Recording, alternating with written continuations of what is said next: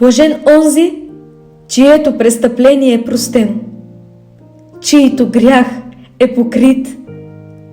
Блажен онзи човек, на когото Господ не вменява беззаконие и в чието дух няма измама. Когато мълчах, овехтяха костите ми от тохкането ми всеки ден. Понеже денем и нощем ръката ти тежеше върху мене, влагата ми се превърна в лятна суша.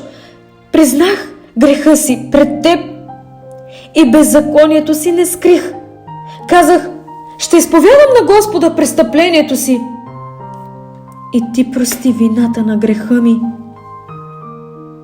За това нещо нека ти се моли всеки благочестив, на време, когато може да се намери то. Наистина, когато големите води преливат, те няма да стигнат до него. Ти си прибежище мое, ти ще ме пазиш от скръб, с песни на избавление ще ме окръжаваш. Аз ще те вразумя и ще те науча на пътя, по който трябва да ходиш.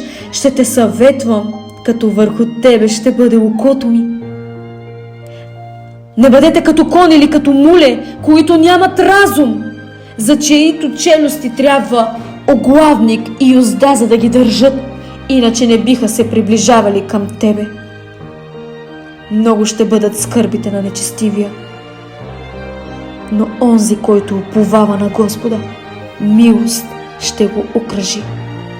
Веселете се в Господа и се радвайте, праведници, и викайте с радост всички, които сте с право сърце.